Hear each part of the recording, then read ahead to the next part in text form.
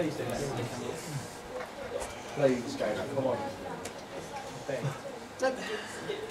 Okay. Stay.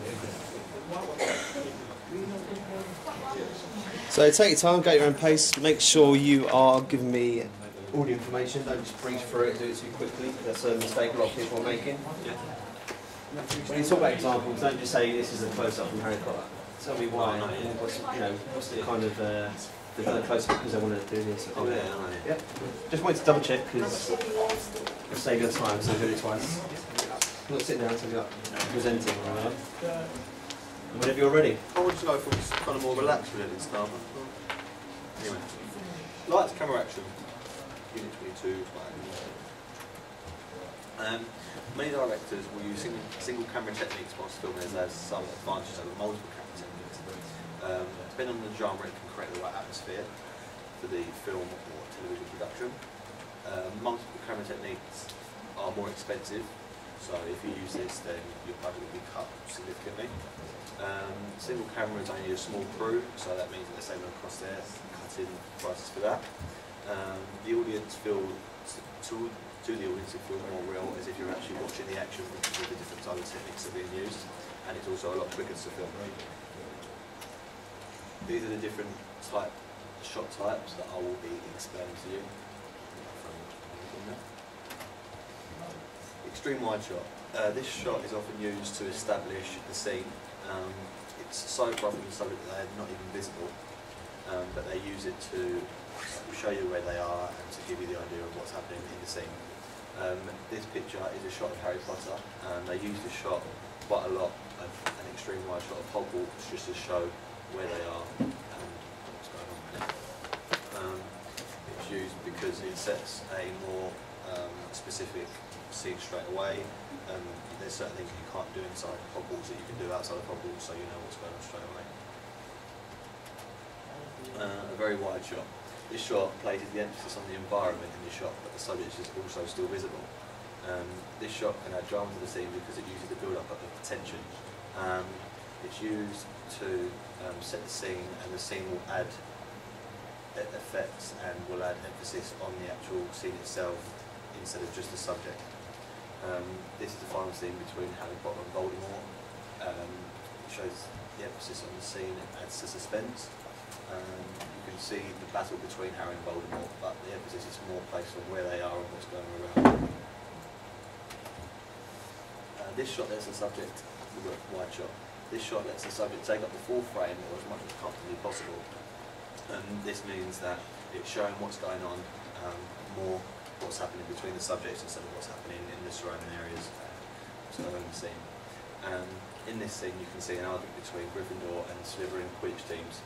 They use this shot so they can get the facial expressions of the people arguing, but they can also get the surrounding effects of the groups. So you can see the whole Gryffindor team and the whole Slytherin team, and it adds more effect and it adds more tension because you can see the friction between the two teams. Mid-shot. This shot shows some part of the subject, but will still keep the whole subject involved. They will use this shot when they want to focus on a special subject whilst there is an important event happening in the whole subject. So in this scene, this is basically a flashback to when Tom Riddle at the time, who's now Voldemort, was asking Professor Slughorn about Horcruxes. This is an important plot point in the film or in the storyline as a whole, and they want to focus in on him, but they also want to keep the whole scenario and the whole storyline broadened, so they don't want to close up on him because it's not especially about Tom Riddle itself, it's more about the storyline of the Horcruxes. Medium close-up. This shot is halfway between a mid-shot and close-up. This means they are focusing on the person's facial expressions or subject, so you can see it clearly, but also having the setting in the background to set the scene. This will be so that you can see clearly what's going on with the subject, but there's also an idea in the background where they are and what's happening in the background as well. Voldemort there, just before he's about to kill Harry in the Forbidden Forest, and also Dumbledore in the Great Hall at the front. But in the bottom picture you see the face expression of the shock on Harry's face. He picks up his wand for the first time. This shot gets a face expression that also shows a second of Ollivander's one shot. So you get the whole effect of being where he is in the shot and everything, but you can see his facial expressions a lot more clearly, knowing what's going on with him. Close up. This shot is when the subject takes up the whole frame.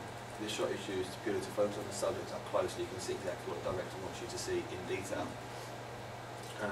This means it won't maybe a close-up of a face or a close-up of something that, or a subject of great importance, but the director is putting a close-up of it because he wants you to see it, he doesn't want you to miss it. So it's making sure that you can definitely see it. This shot is of Voldemort after Harry has disarmed him and he's dying. This close-up gets, the moment he floats into the air in detail, and you get the full effect of it because of that. When this first came out, it was also in 3D, so the effect of it was greater than it. You've seen it there, but it just shows the detail of, you know, him close up and him dying because it's taken 7 books and 8 films. Like the tension and the drama of it is so great that the director wants to get it in detail. Extreme close up. This shot shows a subject in extreme detail. They will use this shot if they want you to see something in such detail to help you understand it, or something so small that you need to close in on it for you to see it. This can be anything that's small. This shot is of Harry as a baby, showing you his scar. This is right at the beginning of the film, and it sort of sets the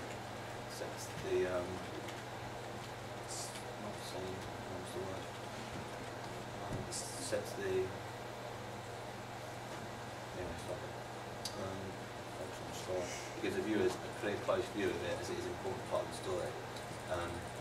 Because the whole scar shows is basically just a symbol of the story. It's an emphasis. Yeah, adds emphasis. I know what you're trying to say. Yeah. A cut in. This shot will show another part of the person or subject in detail. They will use this shot to show something in detail that is important to the plot of the film. This is a shot of the Death Eater's arm showing their dark mark. And this gives the viewer a better understanding of what is happening in the scene, because they see also what's happening is they see Voldemort in the sky, but then they see the dark mark and they understand that people with this are his followers, so that they understand it more. Cutaway. This is a shot of something other than the subject. They will show. This shot is used to cut away and show something other than the thing they are focusing on. It's just done to make you feel more emotionally attached because you want to see the subject. In this scene, Harry Potter's just been killed by Voldemort, and as you're emotionally attached to Harry as a person, you want to see how he is. And you don't really want to see what's going on with Voldemort, but they cut away just to add to the tension, so you can see their faces, and also adds suspense to the whole thing. Two shot. This shot is framed similar to a mid-shot and is of 2 people. This is used to get the communication and body language of 2 people through to the viewers. This can be used either through a conversation or just a physical act like this, when Harry Potter and Voldemort finally come face to face in the final battle. It's a powerful image because it's taken so long for them to finally come together in this way, and it adds drama and effect to the scene because you're not used to seeing them in the same shot close up together, you're used to seeing them separately. Over the shoulder shot. This is a shot usually in conversation from over the shoulder of one person and focus on the subject. They use this in conversation. And the subject in screen will usually be the person talking. They will use a shot to help the viewer keep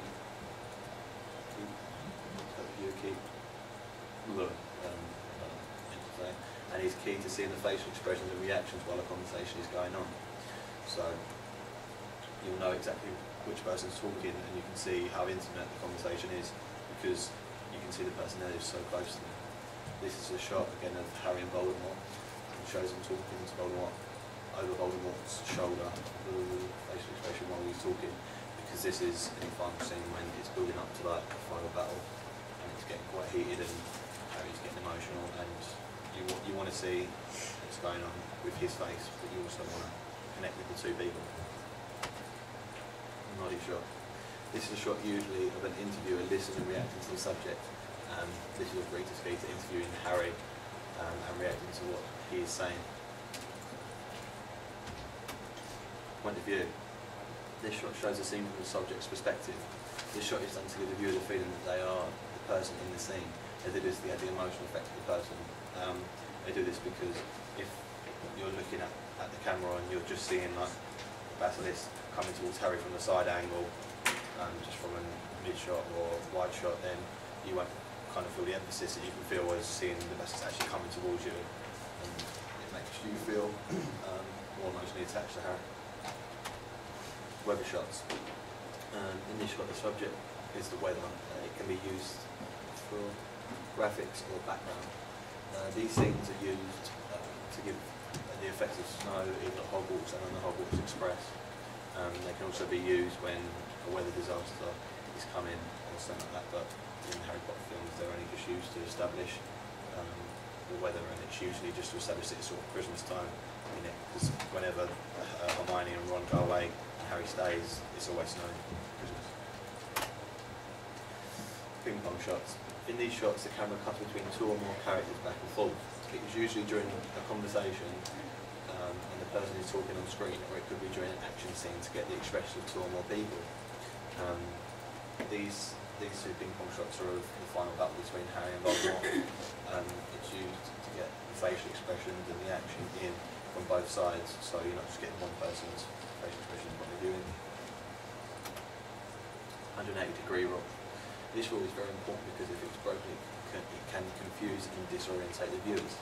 In a scene of two people, the cameraman must set an imaginary line and only film on one side of it, giving him 180 degrees to film, not to confuse the audience. Because if you cut to one side of the line, the two people will have switched sides, so that can confuse the viewer, as they'll be confused because suddenly Harry will be on the right and he'll be on the left, and they could think that the scene's either changed or the people have moved around. These are shots from the final battle between Voldemort and Harry. As you can see, Harry will always be on the right of the camera due to the roll. Camera angles. These refer to the way the shot is composed, but it can mean different things to different people. Some people specifically mean the angle between the camera and the subject, but others use it to include all camera shots. We are concentrating on literal interpretation of camera angles. This will be the angle of the camera relevant to the subject. Eye level. This angle is most common view in a scene. It's a real word angle that we use to films, and it is a neutral shot which shows us something as we would expect to see them in real life. Depending on whether it is a single, multiple, or camera production, it applies to most shots. So this is basically, if you were standing here and you was in this scene, you'd see it from your angle. This is a scene with Professor Lockhart, who has just tried to cure Harry's broken arm, but instead has got rid of all the bones altogether. This is a shot used to give the effect that there is. This shot is used to give the effect you are there and part of the crowd who are crowding round, who have come round in the Quidditch match to make sure Harry's okay, and you're just there watching. High angle. This shot is used to get a scale of the subject. This scene from the hall as the Triwizard Champions are announced. This angle is to aim the subject that is a goblet of fire, because in this film the goblet is seen to be the big figure, and it's the main subject really of the whole film. So it's going to be the main point of it, and it's sort of looking down on everyone else. Even Dumbledore, who's the greatest professor to ever live, is looking up at it, and you're looking from the goblet's view down on everyone. Low angle. The low angle shot will be used to add effect as they are dominant or powerful or concentrate on something. In this scene, the angle is low to add the effect of Hagrid looking bigger and taller than he actually is, to show he's a more dominant person. They've had to use this angle because they're using what we call a train there, so they need to lower the angle to make him look bigger, because he's obviously not the size of the rugby player they're using with the body doubles. Bird's eye. This shot gives you the view you would get as if you were looking down from the sky as a bird. This scene is used to give you the view of the whole Quidditch pitch, to make you feel as if you are a player flying through the air playing a match. It could also be there just to give you the sheer scale of the size of the Quidditch arena that they would be playing. This is slanted. This is when the camera is purposely tilted to one side, so the horizon is on an angle. They do this to create a dramatic effect. It is also known as the Dutch tilt, and they are also popular in music videos where the angles and movement of the camera plays a big part. In this one, basically Harry's getting sorted into his house team, and when Harry puts the hat on, he himself feels a bit disorientated and confused, and it's the tilt of the camera angle is doing that to make the viewer feel it as well. So they again feel how Harry feels, become more emotionally attached to him. Rule of third. This rule divides frames into 9 sections. It's designed to help guide the cameraman to frame the image right so that they are happy when it goes into production. The points or lines of interest occur at 1/3 or 2/3 rather than in the centre. This rule is not always necessary but a good thing to completely understand. If it is a frame of a person, the eyes are placed 1/3 down as this is the main line of interest for a face. In recent production filming, it has become important now that they have to film such shots as they have to film shots whilst also taking into consideration the spaces that are needed for special effects later, e.g. the dragon in the goblet of fire. Basic camera moves.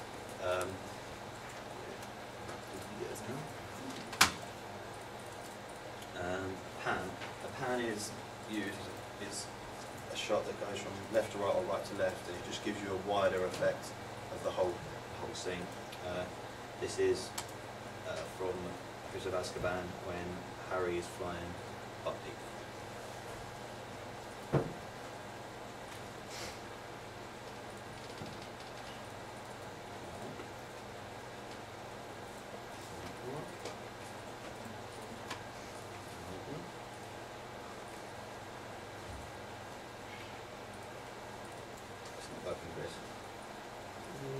Don't worry, I can have if you print off the presentation afterwards, I can look at the links. But if you can tell me from memory, just like sort of summarise what they are. These should work because these are YouTube. There's YouTube. Oh, okay. If it's YouTube, YouTube, it's just that one because that one you got from any clip. Do you remember? That one? Oh yeah, I've seen that one. But that one's from Buckbeak and Harry flying across the lake, and Buckbeak sort of like grazing the water, and Harry just. The till. This is used to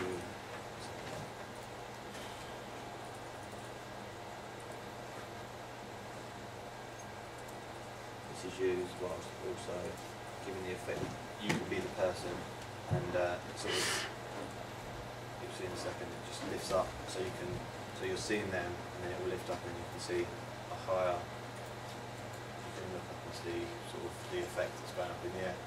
It can also be tilted downwards so you can see something going up. Follow. This shot is used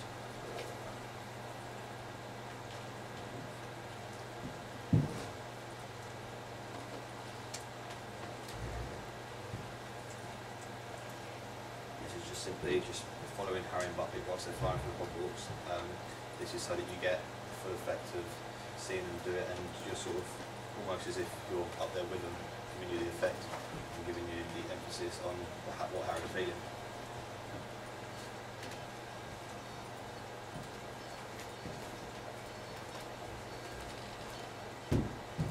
Zoom out.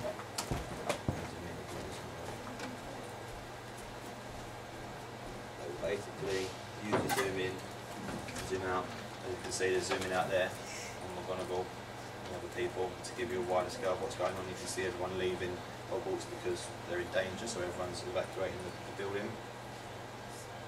And then now you'll see it's zooming in, so it's now coming to a scene where she's saying something important, and they need to zoom in and see the facial expressions of also Mrs. Weasley and his name is Buck, and so you can see their facial expressions because it's more important than the actual whole scene itself.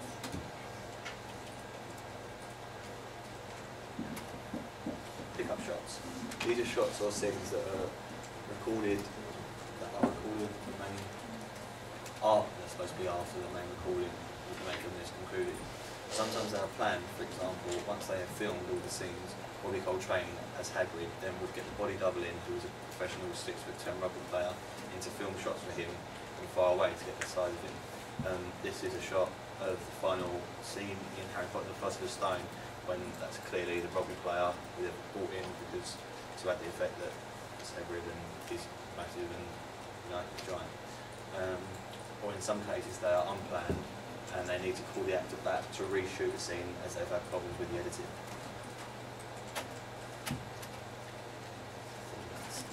A series is a set of single episodes or a program put together in a consecutive timeline, e.g. the In-Betweeners. The In-Betweeners has 3 series and then a film that followed it, but it was three series of 6 in about a 1.5-year period. Serials are a program that rely on an episode-by-episode plot to progress to the next one, e.g. Coronation Street, for example. There'll be, say, a murder at the end of one episode, and then that'll carry on to the next episode where they'll continue that storyline, which will progress to then there being repercussions of that which will continue. Single drama. Single drama is almost like a film made for TV. It is one piece and is usually targeted to a controversial topic. It can also be a spin-off of a previous TV series, e.g. Rock and Chips, which is a spin-off to Only Fools and Horses. The genre. Horror. A horror film will usually use camera techniques that will affect the viewer. They will use mid-shots so that you can see what is happening behind the subject. They will also use follow shots to give the effect that the subject is being followed. Comedy. The comedy will use a lot of close-up shots to get the facial expressions of the actors and long shots to get all the action that's happening as this isn't just what they are saying. Adam Sandler, for example, is a good example of this because they'll use close-up shots of his face while he's saying his lines and stuff, and then they'll also zoom out when he's doing the action shots. E.g. in Happy Gilmore when he's swinging the club, and then they zoom in on his face when he's talking to the ball. Narrative structures, linear. A linear film is one that is sequential. This means that the film has a beginning, middle and end in order and does not go backwards or forwards, showing scenes from the future or past. This occurs in The Dark Knight, as it just goes through, shows scene by scene what happens. A non-linear film is one that is non-sequential. This means that it will flip back and forth during the film to help you understand the storyline. This happens in Pulp Fiction, as they will flip back in time, where say if there's something that's happened that you're not quite sure what the reason is, it will flip back to help you understand the film more. And then it will give you an easier understanding of what's going on. Flashbacks. Flashbacks could happen in either linear or non-linear films because it is just a quick part of the past that doesn't count toward. It doesn't mean it's a non-linear film, it just gives you a quick flashback and an idea of what's happening. Can you give me an example of a flashback quickly? From your film series? Harry Potter, they were using like when when Dumbledore lets Harry see the scene with Barty Crouch Jr.'s son when he gets sentenced, sent to Azkaban. Technical one, camera. This is the most important part of the equipment as this films the action, and without this they would not be able to make film. Lighting. This is a piece of equipment that can be used to change the tone of the setting. It can make the scene look brighter on set, giving the effects of a sunny day. We can also make the scene darker, giving the night effect. Sound. It is an important part of the scene as you need to know what people are saying, or the noise is coming from the action. Editing. Editing of a film is very important because the way it is edited can change the way the film is watched, viewed, etc. Scripting is important in any film because they need to know what to say to do and when to do it. So, building the scene. The scene will use many different camera techniques, angles, and music, and this will add to the tension of the scene. This is the scene where Voldemort kills Harry in the forest. You will notice the use of close-up shots to get the emotion of their faces, as well as a mixture of wide shots to set the scene and drama. They use the music up to force. They build the music up to force attention and then cut it off so there's a silence before Voldemort kills him to add effect.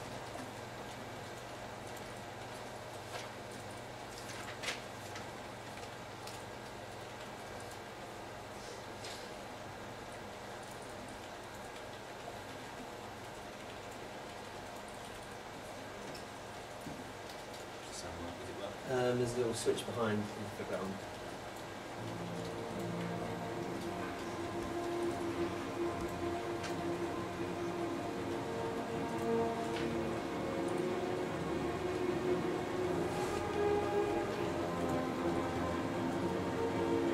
Harry?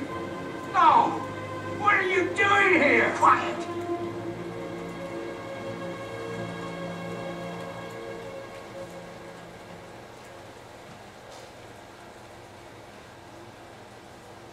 Harry Potter. The boy who lived.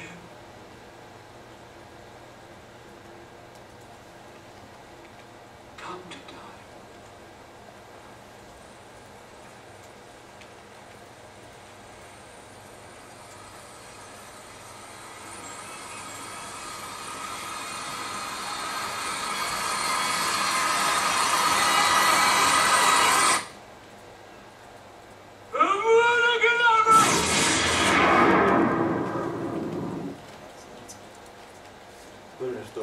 Harry Potter is one of the most famous stories that has ever been made.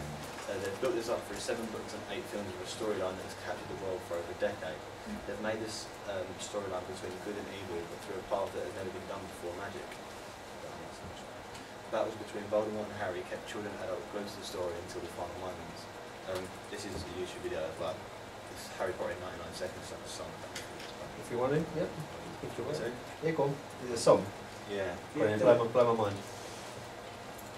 Would you mind? There once was a boy named Harry, destined to be a star. His parents were killed by Voldemort, who gave him a lightning scar. Yo, Harry, you a wizard. Harry goes to Hogwarts, he meets Ron and Hermione. McGonagall requires he play for Gryffindor. Draco isn't daddy's boy, Quirrell becomes unemployed. The sorcerer's son is destroyed by Dumbledore. Ron breaks his wand, now Jenny's gone, and Harry's in mortal danger. Tom Riddle hides his snake inside his ginormous secret chamber.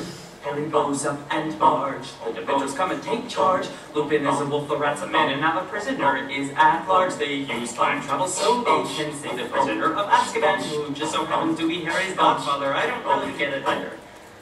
Harry gets put in the Triwizard Tournament with dragons and mermaids. Oh no, Edward Cullen gets slayed. He's back. Harry, let's get to scary. Voldemort's back, you're a revolutionary. Harry, Dumbledore.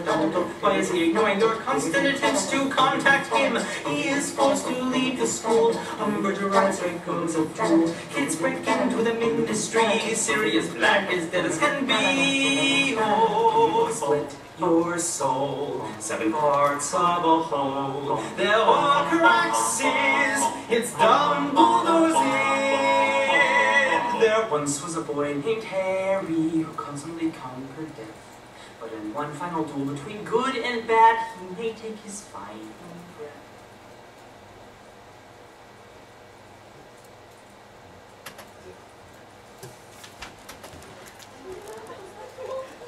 Right. You talked about over-the-shoulder shot. You didn't tell me one convention and why. When you see an over-the-shoulder shot filmed, who's on camera and why normally? The person talking to you. Yeah. It's like it's just a short little thing. Just make sure you've talked about it, mentioned it. So what does a nodding shot do for the viewer when they're watching? When they see someone conducting an interview and they're reacting and nodding, what does it do? It just gives the audience sort of a better understanding of what they're saying, because the person that's asking the question will react in a certain way depending on what the answer is, so it will help them understand it. Talk about horror as a genre. One shot you didn't mention that's often used as a point of view shot, and why is this? They'll use a point of view shot because, say, if they're walking down a corridor, and they'll use a point of view shot if someone jumps out, because if you see that, then you'll think you're the person that will make a jump more than seeing it from a wide shot and seeing the person come around the corner before it's happened. You only talked about 2 genres. Could you tell me about another one offhand and the sort of conventions? If I said Western, you're going to tell me the sort of types of shot they use? Yeah, Western would use sort of an extreme wide shot to get the effect of sort of, say, if there was a shoot off between 2 people standing there, like the good, the bad and the ugly. They will use that. They'll also use cut-ins quite often to show sort of the gun on the hip that before they're about to put it in the trigger. Right, a mid-shot, and that's called what as well? Waist? Yeah, so it's from the waist, yeah. it's called a... Gun, something to do with... Yeah, the English one. Gunslinger. Yeah. Say gunslinger's fine. Okay. Cowboy or gunslinger shot. What's an open and a closed ending, and could you give me examples of either? An open and a closed ending. An open ending is an ending that's not really sums up the whole story, sort of leaves you asking questions about the film, and also can leave an opening for a follow-up film. This is done in the first sort of 7 Harry Potter films, where there's always still something that needs to be answered, whether one wants it still at largest or something like that. Yeah. But then in the final one, Voldemort's dead, and then they show a clip from as adults, and they're all happy, and they're all sending their kids off to school, and sort of that's the end. Do you two have any questions at all? I wrote one down. Yeah, go on. You said there's no cereals. Mm-hmm. You said Coronation Street. Is there another example? Extends. It's Another not one. so I think like the old films, people used to go to cinema and see, you could think as well. They'd be left on cliffhangers. They go to cinema watch a 10-minute snippet and it'd like, will thingy survive, come back next week?